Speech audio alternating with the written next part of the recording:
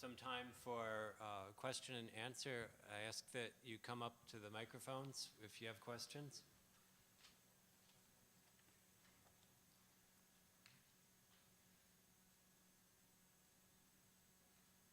Actually, we don't have much time for question and answer, so we have time for a brief one. Yes, go ahead. Since it follows up what you just said, your very last comment, which is on cybersecurity, do you include in that the privacy aspects from the consumer's point of view? Yeah, definitely. The work that we've done in this area has included privacy as an aspect. I would say that the privacy issues are less a technical issue than ensuring that we've got the right sort of policy and legal framework to ensure privacy. But the technologies that we have for encryption and so forth are we know how to technically implement privacy. It's I think mainly applying them and ensuring that the right policies are in place. Should we? I guess the question I observed in the early days of ARPA-E and most of the Department of Energy funding that relatively little of it's gone toward IT, what I'd call IT research, with the exception of this one project at Stanford. Is there a lack of interesting ideas you've been hearing from the IT community, or is there some general reason to attribute to that? Either of you DOE people. So. Well, I guess I'll take a stab at that. I would first of all, this hub we're announcing is going to be $25 million a year, focused entirely on building systems, a large piece of which is going to be IT. And that's only a part of a smart appliance, smart building program that we've got. So there are going to be a lot of things where IT is embedded in our programs. May not have, I think we have not done a very good job of communicating it to this community by labeling it properly, if nothing else. We do a very large amount of modeling and simulation in every one of our areas. Everything from advanced physics-based tools for battery design, new materials in combustion. We do a lot of simulation of biological processes we're trying to actually beef up our capability of what we can do in silico before we do it in the lab. So there's a lot of points of intersection.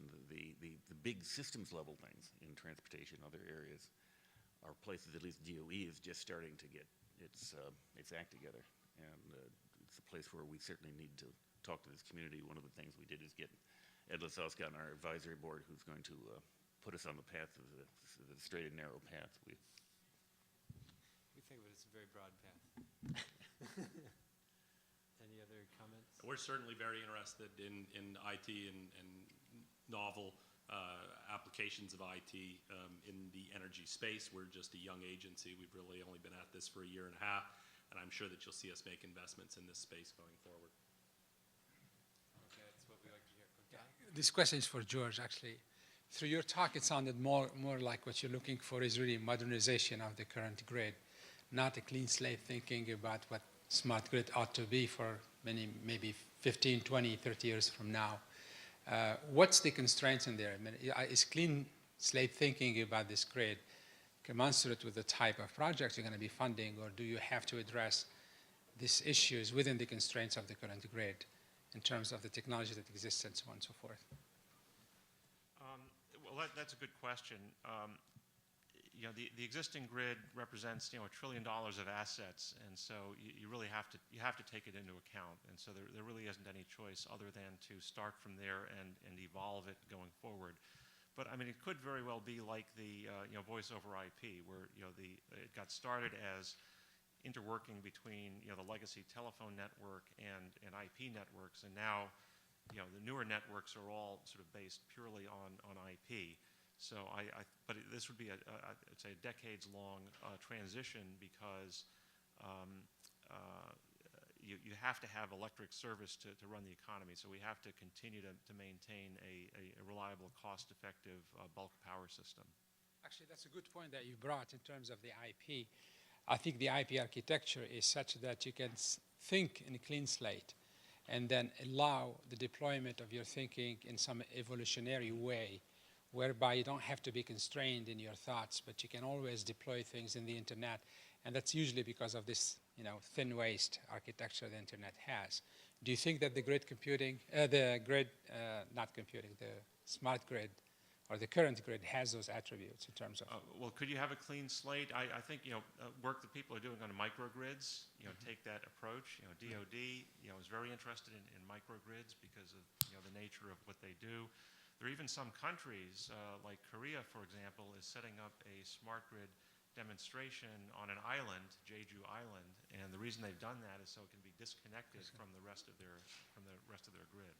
So I think that experiments like that will be very useful in testing out new concepts, and then the question is always going to be how do you integrate them with the legacy infrastructure. Okay, thank you. Okay, thank you very much to our panelists.